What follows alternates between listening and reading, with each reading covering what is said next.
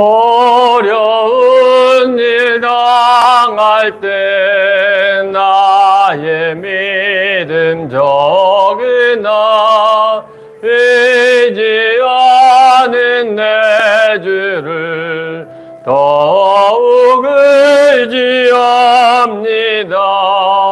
세월 지나갈수록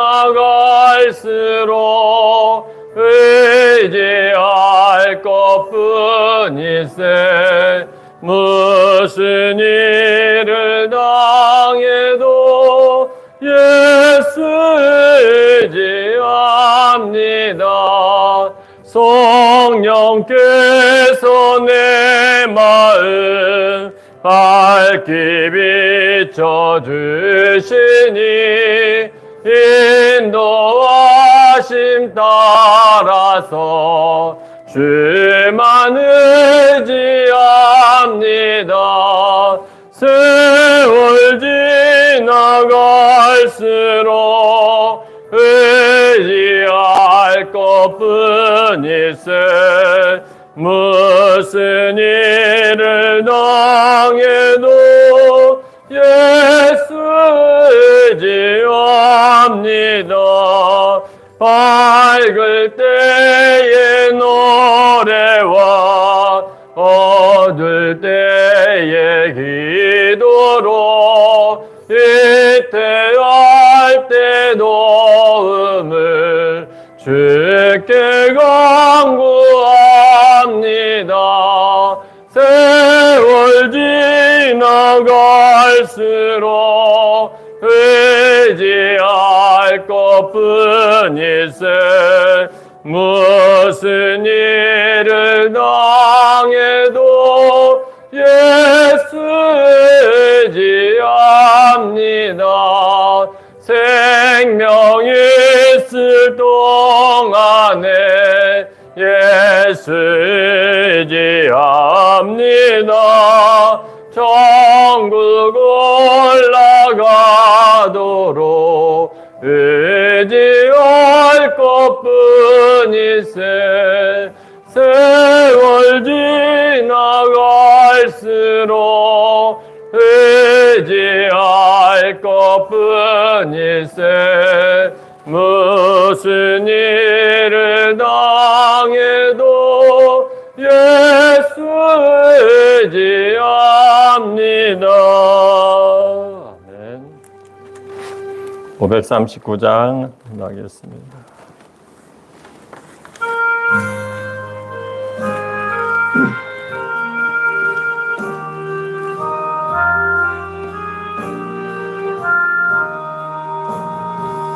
너 예수께 조용히 나가 내 모든 짐 내려놓고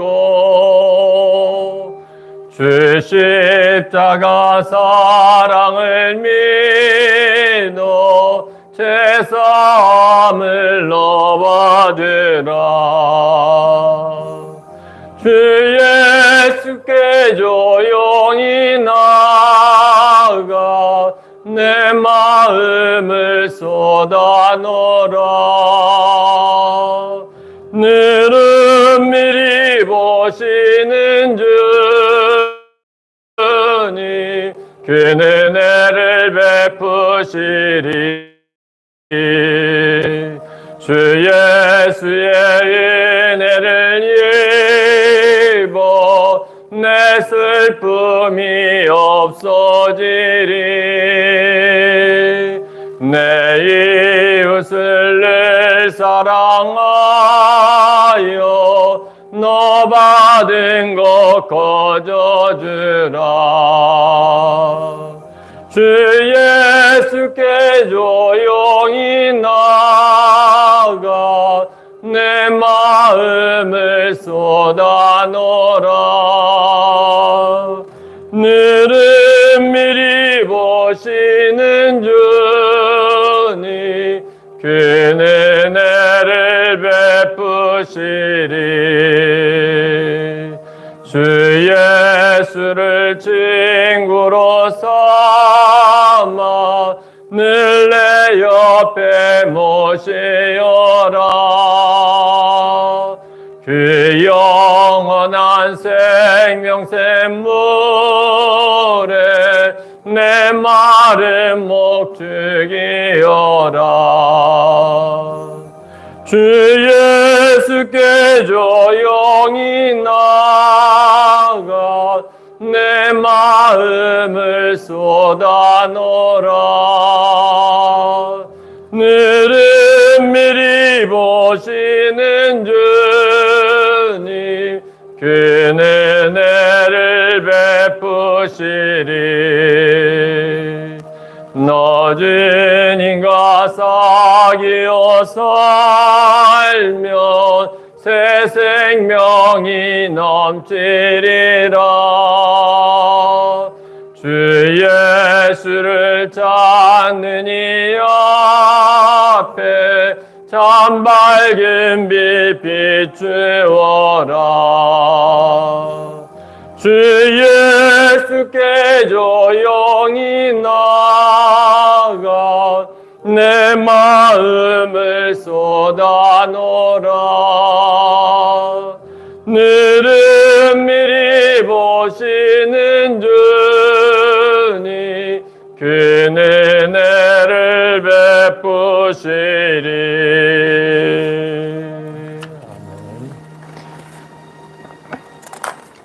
예배 시간이 되었으므로 다 같이 일어나셔서 나는 예배자입니다 인내성으로 드리며 찬양드리겠습니다.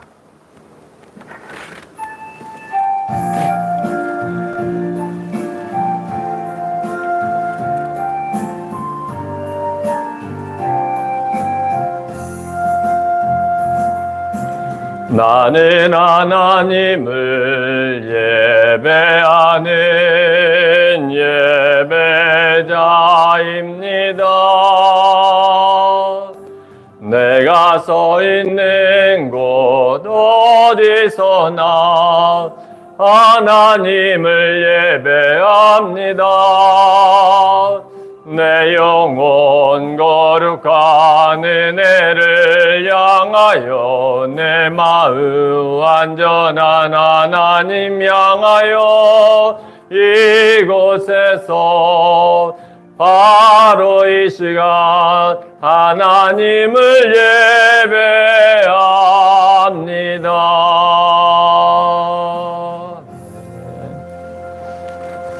사도신경으로 우리의 신앙을 고백하겠습니다. 전능하사 천지를 만드신 하나님 아버지를 내가 믿사오며 그 외아들 우리 주 예수 그리스도를 믿사오니 이는 성령으로 잉태하사 동정녀 마리아에게 낳으시고 본디오 빌라도에게 고난을 받으사 십자가에 못 박혀 죽으시고 장사한 지 사흘 만에 죽은 자 가운데서 다시 살아나시며 하늘에 오르사 전능하신 하나님 우편에 앉아 계시다가 저희로서 산자와 죽은 자를 심판하러 오시리라. 성령을 믿사오며 거룩한 공예와 성도가 서로 교통하는 것과 죄를 사해 주시는 것과 몸이 다시 사는 것과 영원히 사는 것을 믿사옵나이다. 아멘. 찬송가 89장.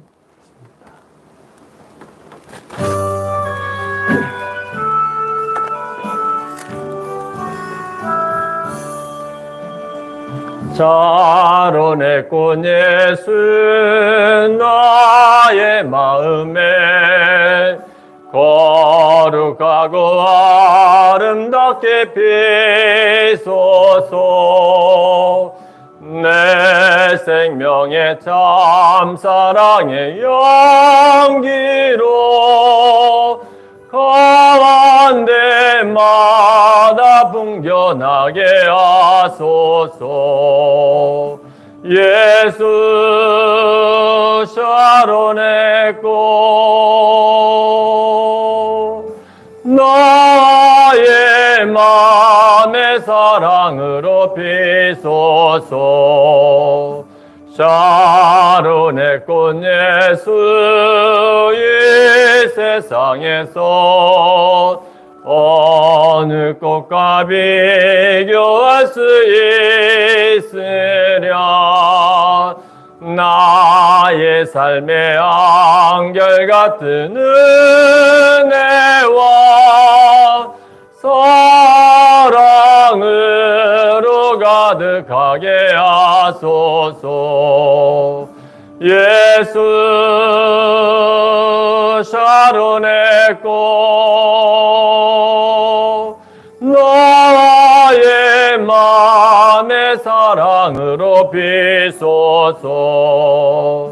샤론의 꽃 예수 모든 질병을 한이 없는 능력으로 고치사 고통하며 근심하는 자에게 크신 힘과 소망 내려주소서. 예수 샤론의 꽃 나의 맘의 사랑으로 비소서. 샤론의 꽃 예수 길이 비소서. 주의 영광이 땅 위에 가득해 전하 만민 주님 앞에 엎드려 경배하며 영광 돌릴 때까지. 예수 샤론의 꽃 나의 맘의 사랑으로 비소서. 오늘 예배를 위해서 우리 길성득 집사님께서 기도해 주시겠습니다.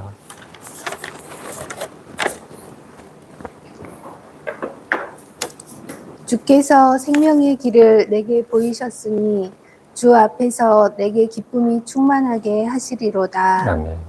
우리의 기쁨이 되시고 생명이 되시는 우리 하나님 아버지 사랑합니다.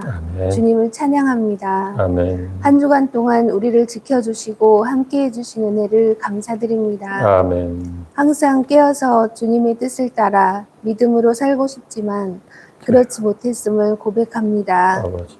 용서하여 주옵소서. 아멘. 임마누엘 교회 성도들이 우리의 각자의 삶 속에서 항상 깨어서 기도하고 교회와 이웃을 위해 가족의 구원을 위해 나라를 위해 기도할 수 있도록 항상 성령의 충만함으로 축복하여 주실 것을 믿고 감사드립니다. 아멘. 우리 교회가 수련의 장소로 안전하게 사용되어지고 성령의 충만함을 받게 하시며 아멘. 평안과 기쁨과 감사가 풍성한 수련회가 되게 하옵소서. 아멘. 수련회를 통해서 이 지역과 이웃들에게 복음을 전하는 통로로 이어질 수 있도록 인도하여 주옵소서. 아멘. 성도들이 더욱 집중하여 기도하고 말씀 묵상하며 성령 충만하여 이곳에 교회를 세우신 주님의 거룩하신 뜻을 온전히 이루어 드릴 수 있기를 소망합니다. 아멘. 캄보디아 정병설 선교사님께 성령의 충만함으로 축복하여 주시어 아멘. 탁월한 선교 전략으로 더 많은 영혼들이 구원받는 선교지가 되게 하옵소서. 아멘. 수해로 인해 고통받는 지역 주민들이 속히 회복되어질 수 있도록 주님 도와주시옵소서. 아멘. 주님, 가족들을 믿음으로 축복해 주시어서 모두 영혼 구원받게 하시고 질병이 치유되고 삶의 문제가 풀어지고 열려지게 하옵소서. 아멘. 예배 시간에 우리의 마음을 온전히 주님께만 집중하게 붙들어 주셔서 성령 충만하게 하옵소서. 아멘. 말씀을 전하시는 목사님과 가정에 항상 평안함을 주시고 영혼 육이 모두 강건하게 하옵시며 아멘. 생명의 말씀을 전하실 수 있도록 말씀의 권능으로 축복하여 주옵소서. 아멘. 우리의 기쁨이 되시는 예수님의 이름으로 기도드립니다. 아멘. 아멘.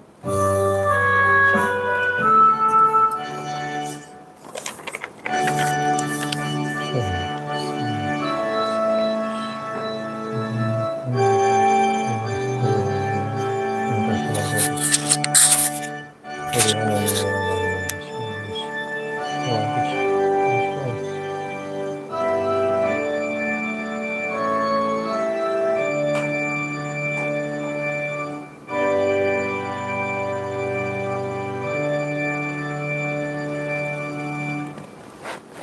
찬송가 50장 있습니다.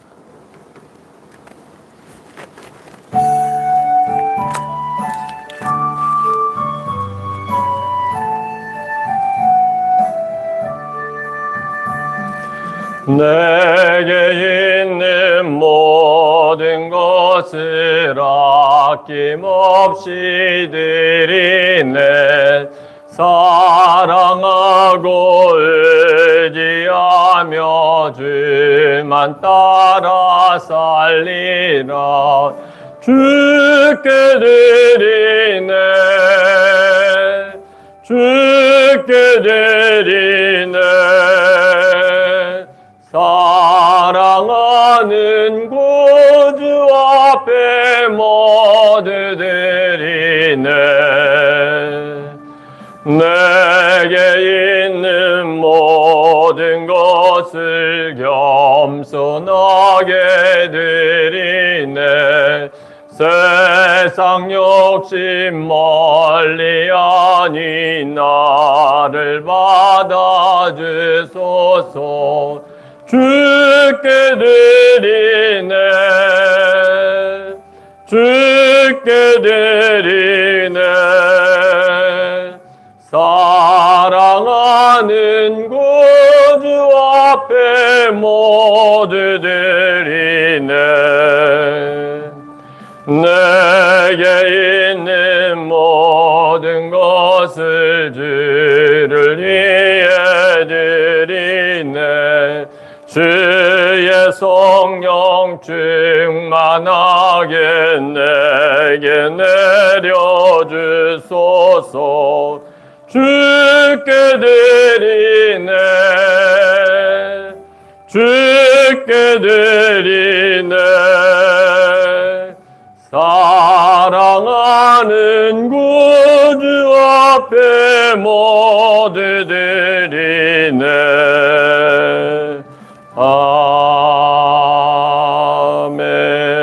아멘. 기도하겠습니다. 사랑의 하나님 아버지, 하나님의 은혜와 사랑을 감사합니다.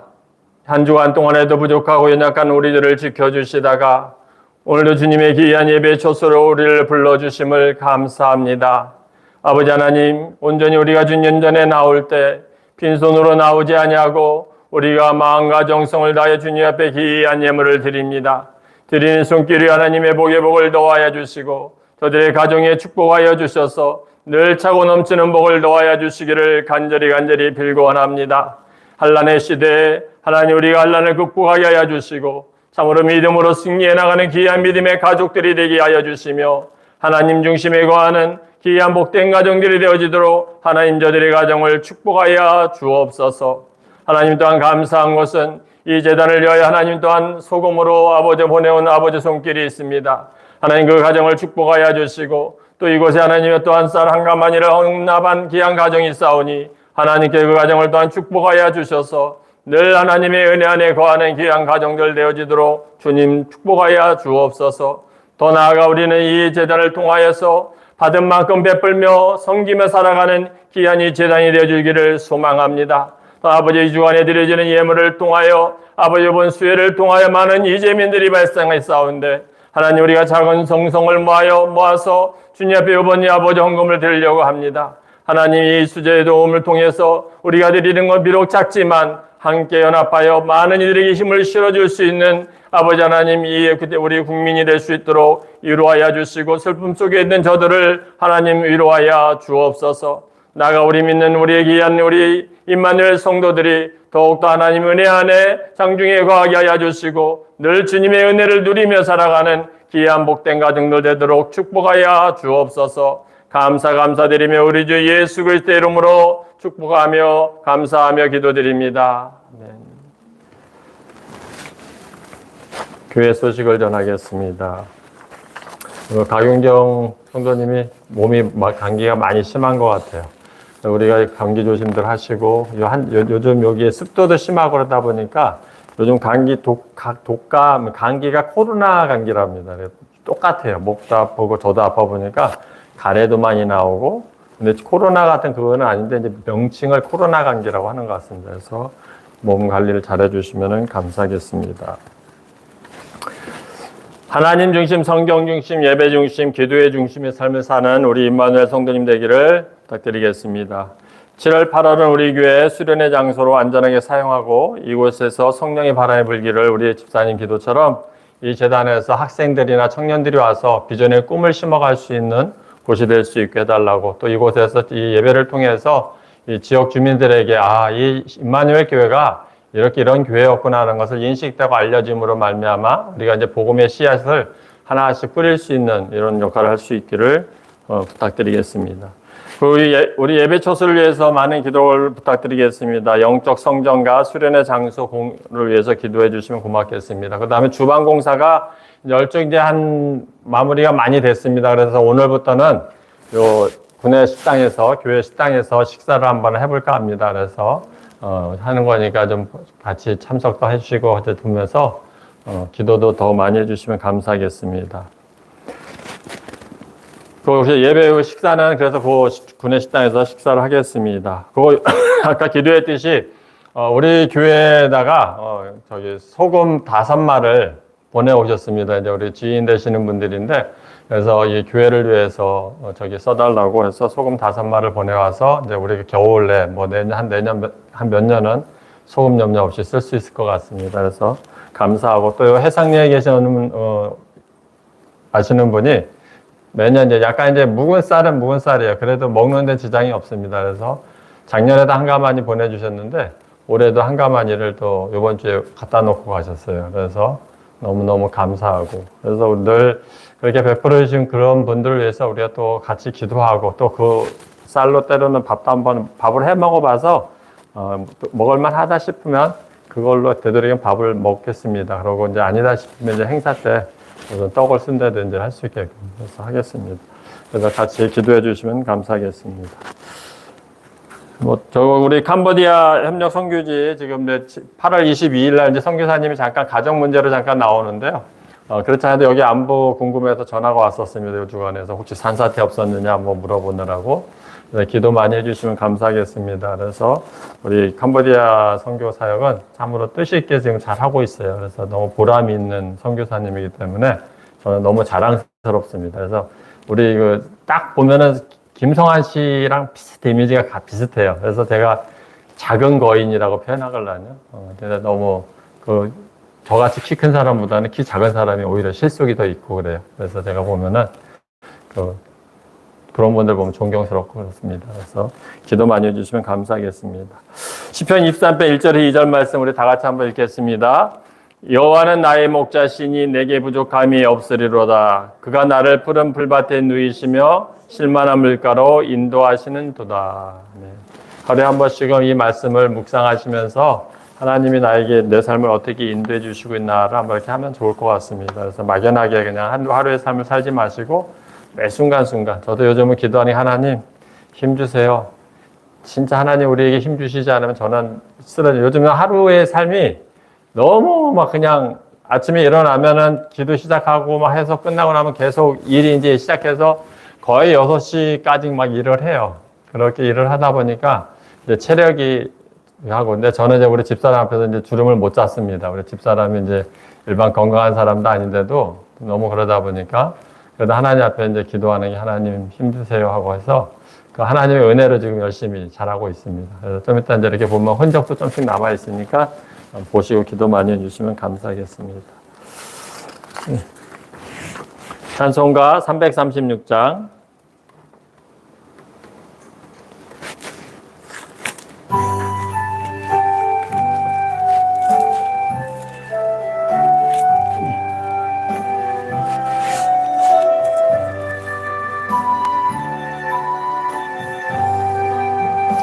환난과 핍박 등에도 성도는 신앙 지켰네.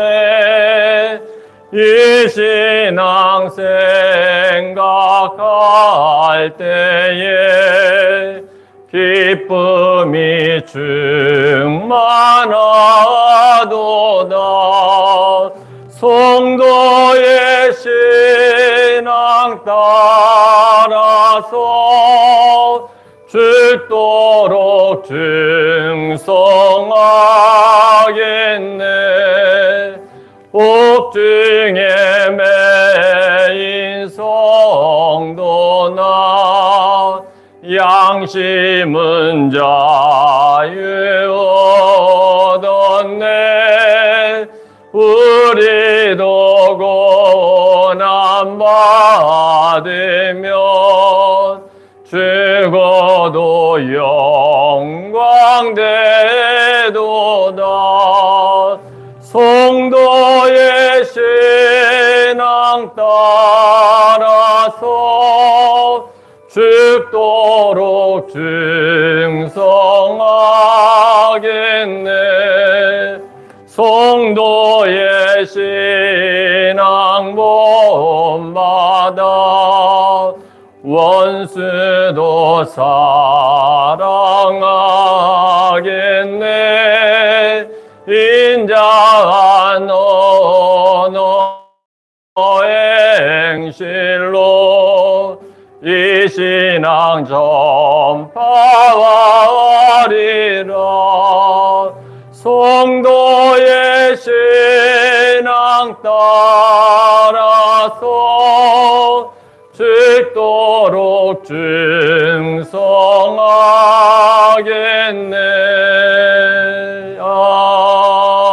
아멘. 아멘. 오늘의 말씀은 사무엘상 17장 45절에서 49절 말씀입니다.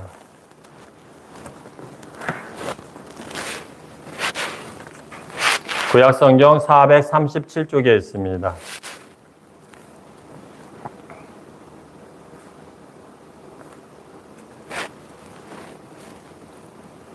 다 피셨으면 한 절씩 교독하겠습니다. 다시 블레셋 사람에게 이르되 너는 칼과 창과 단창으로 내게 나오거니와 나는 만군의 여호와의 이름 곧 내가 모욕하는 이스라엘 군대의 하나님의 이름으로 내게 나아가노라. 오늘 여호와께서 너를 내 손에 넘기시리니 내가 너를 쳐서 내 목을 뱉고 블레셋 군대의 시체를 오늘 공중의 새와 땅의 두짐승에게 주어 온 땅으로 이스라엘의 하나님이 되신 줄 알게 하겠고 또 여호와의 구원하심이 칼과 창에 있지 아니함을 이 무리에게 알게 하리라. 전쟁은 여호와께 속한 것인즉 그가 너희를 우리 손에 넘기시리라. 블레셋 사람이 일어나 가이드에게로 마침 가까이 올 때에 다윗이 블레셋 사람을 향하여 빨리 다니며 다 같이 읽겠습니다. 손을 주머니에 넣어 돌을 가지고 물매로 던져 블레셋 사람의 이마를 치매 돌이 그의 이마에 박히니 땅에 엎드려지니라. 아멘. 우리는 다윗 하면은 얘기를 많이 들으셨을 거예요. 어렸을 때부터 물맷돌 가지고 해서 저기에서 골리앗을 이겼다는 그런 이제 얘기를 많이 들었지만 우리 다윗의 내용은 그렇습니다. 하나님의 선민으로 살아가는 이스라엘 하나님께 왕이 이제 저번 몇 주 전에 한번 했죠. 사무엘을 통해서 하나님께서 한나의 기도를 통해서 사무엘을 탄생시켰지만 마지막 선지자라 그랬죠. 사사라 그랬습니다. 그래서 마지막 사사이자 또 사무엘을 통해서 또 왕을 이제 하나님이 이스라엘 백성들이 하나님에게 왕을 요구합니다. 우리도 왕을 뽑아서 왜냐하면 사사들의 자녀들이 너무 타락한 모습을 보면서 많은 힘든 걸 느꼈어요. 그러니까 이제 왕을 세워줄 것을 요구해서 이제 하나님께서 그 이스라엘 백성들의 사무엘에게 이제 그래서 이 사사의 마지막 사사로 저기가 그 사무엘이 되는 겁니다. 그래서 사무엘이 이제 왕을 추대를 하게 되는데 하나님 앞에 기도하는 가운데 사울 왕을 하나님이 이제 내정해 주십니다. 그래서 이스라엘의 초대 왕. 그래서 사사 시대를 이제 마무리 짓고 사울이 이제 그래서 왕권 시대로 이제 들어서는 겁니다. 그래서 사울 왕이 이제 들어섰는데 이 사울 자체에 하나님의 세움을 받았지만 처음에는 하나님 앞에 의로운 사람이었고 저기 있는데 나중에 가서는 하나님 앞에 자기의 중심 외에 사람의 욕심이 다 똑같은 것 같아요. 내가 사울 왕의 마음을 들여다보지는 않았지만 정권을 잡고 있다 보니 권력을 잡다 보니까 많이 바뀌는 것 같습니다. 그러다 보니까 이 사울 왕이 하지 말아야 될 선을 넘어서는 게 너무 많았어요. 그래가지고 선지자 사무엘이 해야 될 일을 제사장으로서 역할을 해야 되는 것을 사울이 앞서서 기다리지 못해 참지 못해서 범죄하는 절대적인 거 하나님께서는 그거를 제일 싫어하시는 일들을 사울은 서슴없이 범하기 시작합니다. 그러고 또 한 나라를 쳐서 모든 재앙을, 모든 재물을 다 죽여 없애버리라고 소멸시키라고 했건만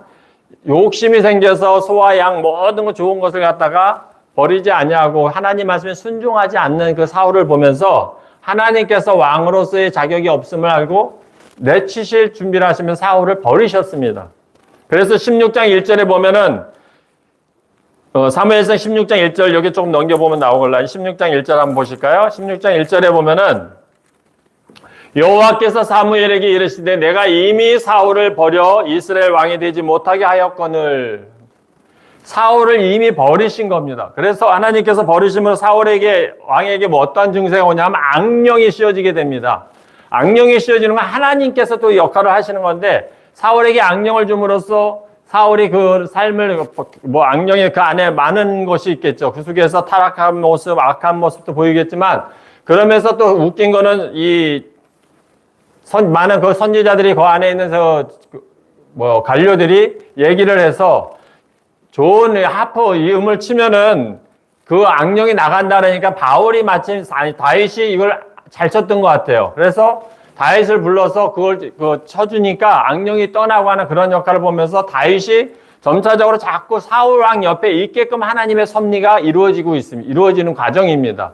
이세의 아들 8번째 아들로 태어났지만 그는 목동이었어요. 이세의 장남이나 그 아들 엘리압 같은 큰 아들들은 장성하고 멋있어가지고 가서 사무엘이 찾아 하나님이 사무엘에게 왕을 이제 다른 왕을 뽑기 위해서 이세의 집을 가라고 해서 사무엘을 보내지만 그곳에 가서 이제 그 다음 후임자를 선택하기 위해서 보니까 엘리압이 나타났는데 사무엘이 봤을 때 너무 괜찮았던 것 같습니다. 그래서 혹 겉모습을 보고 취하니까 하나님은 아니라고 해서 나중에 다 보내거든 7 아들을 그 자리에 모였던 7 아들이 왔는데 거기서 다 아닌 거였어요. 근데 나중에 이제 이세가 다시금 사무엘이 이세에게 물으면 너의 자녀가 다냐 그러니까 이세가 말하기를 하나 막내 아들이 있는데 양치는 목자라 그랬어요. 목동이라 그래서 지금 양을 제가 관리하고 있으니까 여기 없다 그러니까 그가 와야 우리가 같이 밥을 먹겠노라 그러면서 전부 거부하고 있다가 그 다윗이 출연합니다. 그러면서 다윗을 보면서 거기서 외모는 소녀 같고 조금 되게 연약해 보였을 것 같아요. 겉의 모습으로는 큰 아들이나 이런 모습을 기준해 보면. 근데 그 중에서 하나님은 다윗을 점해 주신 거예요. 그래서 사무엘을 통해서 다윗에게 기름을 받게 되는 과정이 되는데 그 전 과정입니다. 근데 그런 사울의 왕을 하나님께서 저기 하시면서 사울 옆에 다시 자꾸 오게 됩니다. 그러면서 또 하나님의 섭리 가운데 이세를 어떻게 합니까? 블레셋 사람과 전쟁을 치르고 있는 상태에서 이세를 통해서 이세에게 말하기를 다윗에게 형들을 안부를 묻기 위해서 보냅니다. 네가 가서 너의 형 엘리압과 3남매가 들어가 있는 3형제가 들어가 있는데 그 증표를 가지고 와라. 형들이 건강에 잘 살고 있는 이 공물을 갖다 주고 형들이 잘 있는지 갖다 주라 하면서 다윗이 그 전쟁터에 가게 되는 과정을 지금 이제 말씀을 드리는 겁니다. 하나님께서 이 블레셋이라는 이 장수를 만나 블레셋 군대 저기 하면 누구를 얘기합니까, 우리가? 갑자기 골리앗을 상징하지 않습니까? 골리앗을 맞댈 수 있게끔 해주신 것이 하나님의 섭리 가운데서 다윗을 보내주시는 겁니다. 그 속에서 하나님께서 이 다윗이 블레셋을 만나게 되는데, 골리앗을 만나게 되는데, 17장 8절에 보면은 뭐라 그랬습니까, 여기서? 그가 서서 이스라엘 군대를 향하여 외쳐 이르되 너희가 어찌하여 나와서 전열을 벌렸느냐? 나는 블레셋 사람이 아니냐? 아니며 너희는 사울의 신복이 아니냐? 너희는 한 사람을 택하여 내게로 내려보내라. 9절에 보면 그가 나와 싸워서 나를 죽이면 우리가 너의 종이 되겠고 만일 내가 이겨 그를 죽이면 너희가 우리의 종이 되어 우리를 섬길 것이니라. 11절에 보면 사울과 온 이스라엘이 블레셋 사람이 이 말을 듣고 놀라 크게 두려워했다 했습니다. 이 블레셋 사람들이 거구인 골리앗을 통해서 골리앗을 이렇게 외치니까 사울 왕부터 시작해서 이스라엘 백성들은 두려웠던 거예요. 근데 그 말을 다윗이 가서 듣게 되는 겁니다. 근데 이 골리앗은 누굽니까? 어떤 체격이었어요? 블레셋 사람들의 골리앗은 어떤 장수를 알고 있습니까? 단지 체형이 크다고 하지만 우리가 지금 한산에 보면 2m 70 정도 된다고 합니다.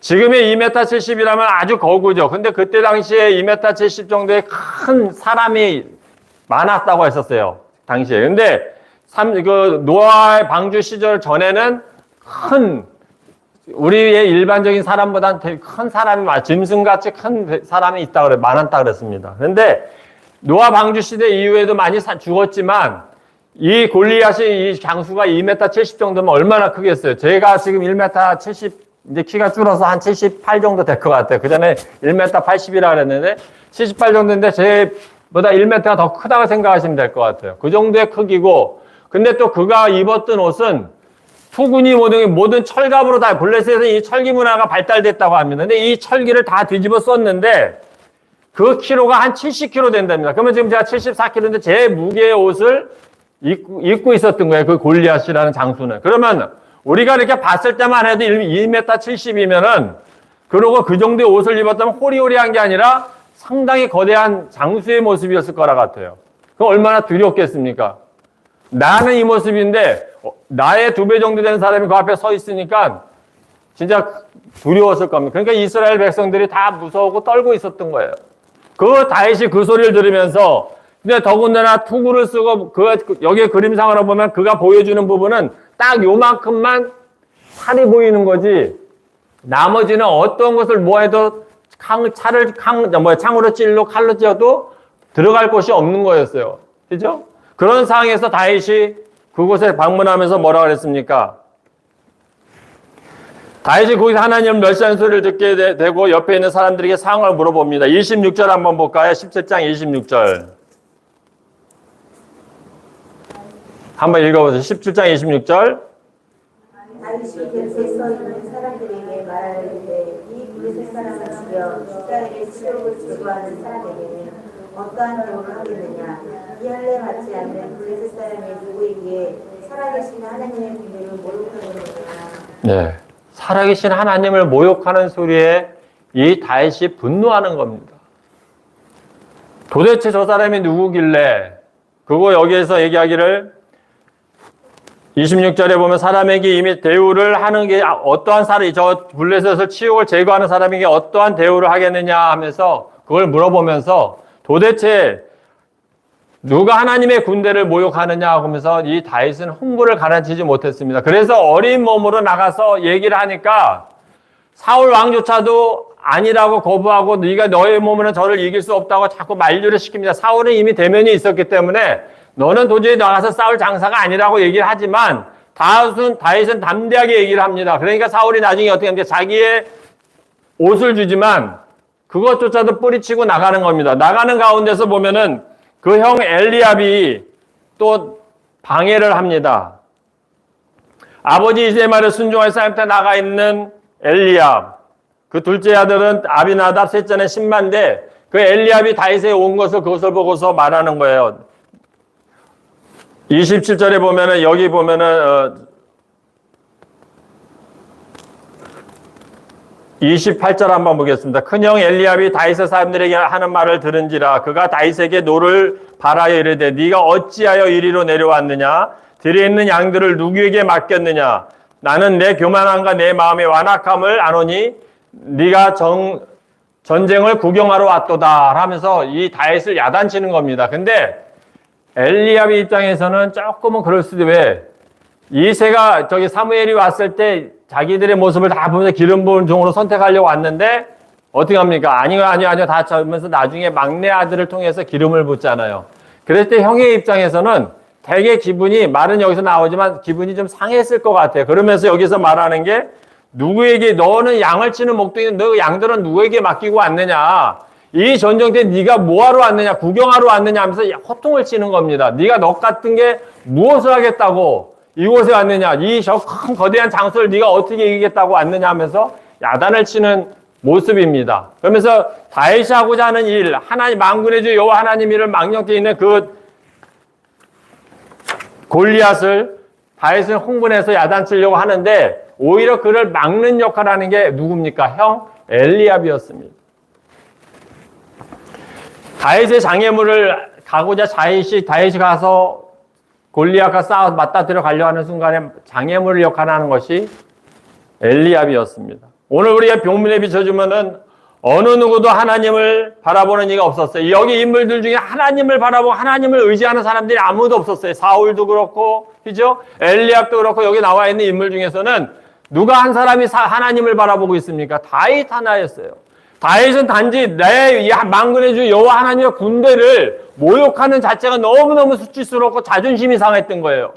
그런 다윗이었기 때문에 어느 누구도 이 군대 장수들은 하나님을 바라보는 사람들이 없었던 것입니다. 막상 전쟁 앞에서는 두려움으로 떨고 있는 그러한 모습을 보면서 우리는 어떻게 하겠습니까? 우리도 살면서 생각지도 않은 많은 복병들을 만날 때가 많이 있어요. 이번에 이런 재해나 수해를 통해서 보면은 내가 하루아침에 갑자기 메모리 되고 또 가서 그 실종자를 찾겠다고 나갔던 해병대 군인 하나가 생각지도 않게 자식을 잃겠습니까? 우리에게 일어나는 일들은 우리도 생각조차 할 수가 없어요. 골리앗과 같은 큰 산을 우리가 살다 보면은 큰 산을 만날 수가 있어요. 우리가 살면서 지금까지 어려움이 없이 살아왔다면은 또 우리가 살면서 어떻게 우리가 또 어려움을 얻게 살아가겠습니까? 이 시대의 환경의 어떤 변화 속에서 오늘 잠깐 저기 보니까는 유럽에서는 1만 명이 폭염으로 죽었다 합니다. 말이 1만 명이지 많은 인원이에요. 물론 코로나로 인해서 우리가 수없이 많은 사람이 생명을 잃었지만 이 코로나라는 큰 대역병이 올 거라 생각을 했습니까? 우리의 삶 속에서는 늘 시시각각 하나님은 우리에게 다가오는 것은 두려움이에요. 우리에게 어떠한 일이 일어날지 우리는 한 치 앞도 내다볼 수 없는 것이 우리의 현실입니다. 여기에서 골리앗과 맞닥뜨린 이스라엘 백성들의 어떤 그런 모습 속에서 또한 다윗이 맞닥뜨린 이 골리앗의 모습 속에서 우리도 앞으로 만나야 될 많은 일들을 이 현대 사회에 변화되는 이 모습 속에서 우리의 삶을 온전히 우리가 하나님 앞에 깨어있지 아니한다면은 믿음을 우리가 살지 아니한다면은 이 세대의 변화를 우리가 이길 수가 없어요. 꼭 어떤 경제적인 가정의 문제로만 힘든 것이 아니라 이제는 우리 나이 때는 이제 가정의 큰 문제는 뭐 자녀들의 어떤 살다 보면 아픔 속에 있고 그런 적이 있겠지만 진짜 생각지도 않은 큰 재앙들이 일어나는 것은 우리가 어떻게 감당할 수 있겠습니까? 우리가 TV에서 그냥 단지 보는 걸로만 만족하고 이해하지만 하루아침에 산에서 흘러내리는 그 바위돌로 인해서 모든 흙으로해서 집이 매몰되고 한순간에 내 자녀를 잃고 다 그런다면 얼마나 황당하겠어요. 우리의 삶 속에서는 시시각각 자연을 통해서 우리에게 다가오고 있는 게 사실 현실입니다. 골리앗과 같은 큰 가로막혀 있는 것들이 앞으로 우리에게 일어날 일들이 많이 있어요. 신앙으로 우리가 과연 승리할 수 있을 것 같아요? 우리의 이 믿음의 삶에 깨어있지 않으면은 사실 믿음에 승리하기가 쉽지가 않습니다. 환난과 핍박이 오는 시대를 우리가 어떻게 겪을 수 있겠습니까? 우리에게 환난이 없을까요? 저는 분명히 예언컨대요. 우리에게 이제 환난은 옵니다. 믿는 자가 하나님 복음을 지키기 위해서 겪어야 될 환난은 우리에게 있어요. 그 시대가 언제 도래할지는 모르지만 우리가 깨어있지 않으면 안 된다는 겁니다. 막연하게 믿음 생활하면서 막연하게 우리가 하나의 종교 생활처럼 왔다 갔다 하는 것이 아니라 늘 경건한 삶을 살지 않으면 하나님과 나와의 관계를 유지하지 않으면 우리는 넘어질 수밖에 없어요. 골리앗이 그 거대한 2m 70의 장수가 와서 서 있는데 어느 누가 가서 내가 해보겠다고 나갈 수 있는 사람이 어디 있겠어요. 근데 이 문제를 해결할 수 있었던 건 누가 했습니까? 다윗이었습니다. 다윗은 오래전부터 많은 훈련을 했던 인물입니다. 그죠? 양을 치면서 사자에게 곰에게 물매를 해서 맞히는 연습을 많이 했을 거 아니에요. 저도 이번에 새총을 사가지고 새총 쏘려고 우리 여기 몇 명이 사서 그 맞히는 연습을 해보고 있지만 쉽지는 않아요. 근데 노력을 하면 어떻게 되겠습니까? 훈련이 되면 잡을 수 있을 것 같아요. 근데 이 다윗은 어릴 때부터 물매를질을 하면서 던지는 것을 연습을 해가지고 오랜 저기를 한 거예요. 그런데 그렇다고 어떻게 돌 5개 가지고 가서 한 번에 그냥 물매를 쳐서 그것도 어디에 맞췄겠습니까? 여기에 다 써있는데 조금만 빗나갔어도 쇠에 맞아서 2개 맞아서 팅 하고 나갔을 텐데 그러면 골리앗이 거기에 대해서 방어를 했을 거 아니에요. 근데 단 한 번의 실수도 하지 않고 물매를 하면서 만군의 주 여호와의 이름으로 어디 맞춰? 제가 볼 때 딱 여기 같아요. 이게 뚜구를 쓰면 딱 여기까지 이제 여기만 보이지 않습니까? 여기를 맞춘 것 같아요. 코 바로 위에. 놀라운 역사 아니겠습니까? 많은 훈련을 통해서 많은 연단된 모습을 통해서 다윗은 준비가 되었던 사람입니다. 우리가 이 시대를 살아가는 데 있어서 하나님 앞에 우리가 진짜로 승리할 수 있는 건 내가 준비되어 있어야 된다는 거예요. 만약에 어떤 큰 환란이 왔을 때 내게 어떤 아까도 늘 얘기하지만 내 갑자기 지진이 나거나 어떤 홍수가 난다면은 우리가 몇 년 전에도 여기에도 진짜 우리 오금천교가 넘칠 뻔해가지고 차가 잠시 못 들어오게 했던 적이 있었죠. 3년인가 된 것 같아요. 저희 여기도 뚝이 무너지고. 그러한 거예요. 자연은 어떠한 변화가 올지 몰라요. 근데 이 자연의 변화는 앞으로 걷잡을 수 없다는 겁니다. 늘 내가 말씀드리지만 우리가 주님이 오시는 때는 분명히 가까워지고 있는 건 사실이에요. 그 때가 가까워져 있는데 늘 우리의 삶 속에 최선을 다하되 하나님 앞에서 우리가 그리스도 안에서 깨어있는 신앙의 삶을 사시라는 겁니다. 주님이 오시는 그날에 올 때는 뭐로 오신다 그랬어요? 처음에 오셨을 때는 구원해 주러 오셨어요. 이제 오실 때 뭐로 오십니까? 심판해 주러 오시는 거예요. 사랑하는 딸아, 아들아, 사랑하는 정아나, 나에게 물으시는 거예요. 너는 어떠한 삶을 살았느냐? 늘 우리가 두려운 마음으로, 저도 두렵습니다.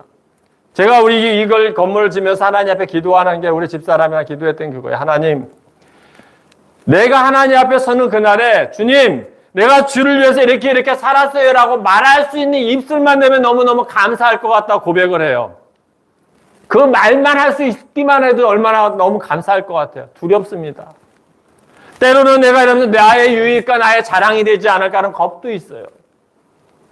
그거는 이제 우리 성도님들이 저를 만들어 주셔야 되고 통제해야 되고 이끌어 주셔야 되는 거예요. 지금까지는 내가 이렇게 해서 하나님이 나를 통해서 개인 나 하나 여러 사람의 손길을 통해 이루어왔지만 이제는 우리가 이렇게 세워진 이곳을 통해서는 우리가 함께 협력하면서 하나님을 영화롭게 하고 영광 돌리며 살아가는 게 우리의 모습입니다. 하나님이 그걸 원하셔요. 사랑하는 여러분, 다윗과 같이 내가 늘 깨어 기도하면서 하나님 앞에 이 물맷돌이지만 하나님의 말씀과 진리의 것을 가지고 내가 창과 검을 가지고 싸우는 게 아니라 하나님의 말씀과 늘 깨어 기도하는 하나님의 은혜로 우리가 준비해야 된다는 겁니다. 이 자연의 변화는 저는 예견컨대요. 제 생각입니다. 이 자연의 변화와 이 바이러스로 인해서 이 인류는 분명한 것은 급속도로 변할 거라는 겁니다. 우리가 준비하지 않으면 안 돼요. 저는요, 그래서 제가 산나물을 많이 공부하고 혹시나 재앙이 와서 먹거리가 어떻게 되면 어떻게 할까 그래서 누가 얘기해서 그래서 산나물 종류를 제가 많이 보고 했었습니다. 그것 또한 제 생각이겠지만 모든 것이 변화의 역사로 인해서 걷잡을 수 없이 이 소용돌이 안에 우리가 변하고 있습니다. 사랑하는 여러분, 이 다윗이 나갈 때 또 누가 막았잖아요. 엘리압이 막잖아요. 내가 믿음의 생활을 하는 데 있어서 내가 어려움을 겪을 때 내 주변에 제일 가까운 사람이 나를 힘들게 하는 경우가 더 있을 것입니다. 이겨야 되는 거예요. 내가 진짜 아까 전에 처음 옛날에 말씀드렸지만은 진짜 우리가 믿는 사람들이 주일 성수하기가 쉽지가 않아요. 왜? 형제들이 지금은 그래도 감사한 건 토요일날, 주일날 결혼식보단 주말, 금요일, 토요일날 결혼식 하는 사람들이 많아졌어요. 그러다 보니까 좀 여유가 생기지만 그전엔 형제들이 다 보면 직계들이 주일날 잔치를 하다 보니까 믿는 사람들이 참 힘들었었어요. 근데 제가 그때 뭐라 그랬습니까? 지혜롭게 하는 게 내가 지인에게 누구한테 10만 원 할 거 더 못 가더라도 20만 원 하면 돈을 더 주면 욕할 사람 아무도 없다고. 아끼고 안 주고 하려면 욕을 먹지만 진짜 우리가 하나님 앞에 내가 지키고 하나님 앞에 예배하는 모습 속에서 내가 그 은혜 속에 살아가는 게 더 감사하다 느낄 때는 그러한 삶도 좋아요. 그렇게 지혜롭게 하면서 또 우리가 믿는 사람은 더 많은 것을 사람들에게 내가 할 수 있는 여유가 있을 때는 베푸는 것도 그것도 하나의 축복입니다. 또 증거된 삶이에요. 근데 아까 했지만 진짜 우리 어려움이 왔을 때는 그 환란의 시대가 오게 되면은 이 내 가장 가까운 형제 엘리압이 막았듯이 형이 막았듯이 내가 뭔가 하려고 할 때 보면 하나님의 일을 하려고 할 때는 또 누가 내 주변에 있는 사람들이 나를 더 힘들게 할 수가 있어요. 근데 그것을 우리가 믿음으로 극복하지 않으면 안 됩니다. 사랑하는 여러분, 다윗이 하나님 앞에 믿음으로 준비했던 그 모습, 45절에 뭐라 그랬습니까? 45절에 한번 읽어볼까요? 45절. 다윗이 블레셋 사람에게 이르되 너는 칼과 창과 단창으로 내려나오거니와 나는 만군의 여호와의 이름 곧 내가 모욕하는 이스라엘의 군대의 하나님의 이름으로 내 나가노라. 나는 만군의 여호와의 이름. 나는 이게 참 너무 멋있는 것 같아요. 다윗이 너무 멋있는 것 같아요. 어린 소녀였지만 생각해 보세요. 어린 소녀 20대밖에 안 되는 20대 정도 20살 정도밖에 안 되는 다윗의 모습 속에서 그런 담대함이 있어요. 뭡니까? 하나님을 사모하는 마음이 있잖아요. 하나님의 이름을 망령되이 일컫는 거 그걸 자체를 싫어하는 거잖아요. 그러니까 다윗에게 힘을 주시는 거예요. 하나님이 기뻐하는 거예요. 그렇기 때문에 이세의 그 18아들 중에서 그 출중한 아들들 다 버려두고 막내 아들인 이 다윗에게 하나님이 기름을 붓는 거예요. 하나님은 외모를 통하지 않습니다. 우리는 사람을 외모를 중심으로 해서 살면서 어떻게 보면 취업이나 뭐 할 때 보면은 첫인상을 기준으로 많이 보면서 사람을 뽑기도 해요. 인간의 모습이에요. 그러나 하나님은 겉모습으로 보질 않아요. 내 속에 있는 중심을 보시는 거예요. 늘 내가 하나님을 향하여 중심의 삶을 살고 하나님을 사모함이 있으면 늘 하나님께서 내 삶에 이끌어 주시는 겁니다. 두려워하지 마십시오. 그렇다고 우리에게 환난과 어떤 핍박이 온다 그래서 우리가 주저할 건 아니에요. 담대함을 가져야 돼요. 다윗이 어땠습니까? 골리앗 앞에 두려워했습니까? 아니잖아요. 너는 칼과 창과 단창으로 내게 나오거니와 나는 만군의 주 여호와의 이름으로 간다 그랬잖아요. 다윗은 절대 두려워하지 않았습니다. 키 작은 다윗이 2m 70의 큰 군 장사를 보면서 절대 겁을 내지 않았다는 거예요. 그의 온갖 투구로 다 감아져 있는 그 모습 속에서 요만큼 보이는 요거 하나만 보고도 두려워하지 않고 물매를 던져서 그 장사를 거꾸로 골리앗을 넘어뜨리지 않습니까? 누가 하는 겁니까? 다윗이 한 걸까요? 하나님이 하시는 거예요.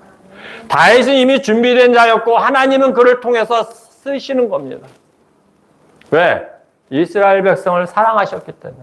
이스라엘 백성의 특권이 뭡니까? 선민이잖아요. 지금까지 그 자부심을 살고 사는 게 이스라엘 나라입니다. 하나님이 선택한 백성이에요. 그렇기 때문에 이 다윗은 하나님 앞에 온전히 쓰면서 오직 하나님 물맷돌 하나 가지고 나갔던 모습입니다.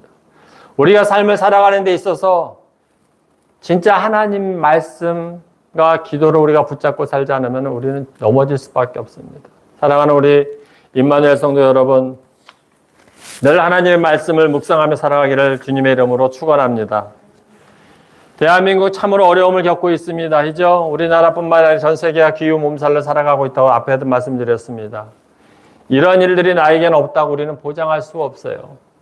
늘 깨어있는 우리의 삶, 준비되어 있는 우리의 삶이 되기를 바라겠습니다. 저는 오늘 예수님이 공생의 첫 시작했을 때 던졌던 말이 뭔지 아시죠? 회개하라, 천국이 가까웠느니라. 저는 이 말씀을 오늘 전하고 있었습니다. 회개하라, 천국이 가까웠느니라. 멀지 않습니다.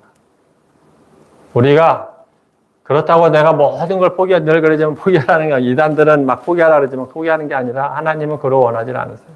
내 삶 속에 최선을 다하면서 하나님 중심의 삶, 주님의 영광을 하나님께 영화롭게 하는 삶을 살아가면서 슬기로운 다처녀같이 등과 기름을 미리 준비해 나가는 우리의 삶이 되기를 원하는 겁니다. 주님이 분명히 얘기합니다. 회개하라, 천국이 가까웠느니라. 멀지 않습니다. 가까웠습니다. 회개한 우리 임마누엘 성님 되기를 다시 한번 주의 이름으로 축원합니다. 기도하겠습니다.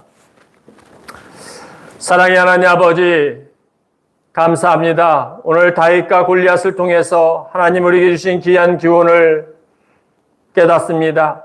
아버지 하나님, 우리의 삶을 살아가는 데 있어서 우리가 앞으로 큰 골리앗과 같은 어려움과 시련을 겪을 수 있을 터인데 하나님 아버지, 우리가 그것을 환난을 극복할 수 있는 아버지 힘을 주시기를 원합니다. 온전히 우리가 하나님의 말씀과 기도로 무장해 나가는 우리 임마누엘 성도님들 되게 허락하여 주시옵소서. 믿음으로 극복하게 하여 주시옵소서. 우리가 주님의 오실 때를 바라보면서 깨어있는 신앙의 삶의 모습이 되게 하여 주시고 하나님 나라를 위해 세워져 나가는 일꾼으로 쓰임받게 하여 주시옵소서. 아버지 하나님, 비록 이 임마누엘 교회가 아버지의 소수의 무리들이 모여 하나님 앞에 예배를 드리지만 훗날에 나아가 많은 이들이 모여서 하나님을 찬양하며 주의 나라를 세워져 나가는 기둥의 역할을 감당하는 귀한 임마누엘 교회가 되게 축복하여 주시옵소서.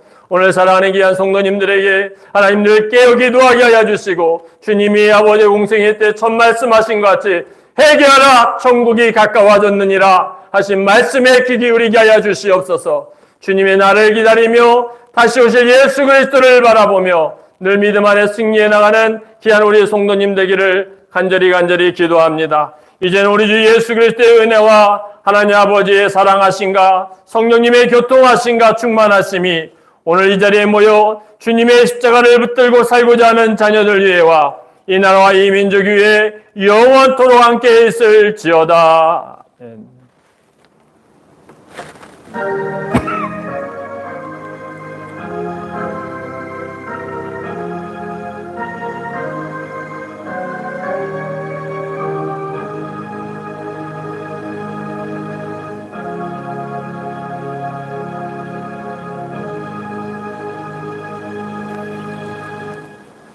예배를 마치겠습니다.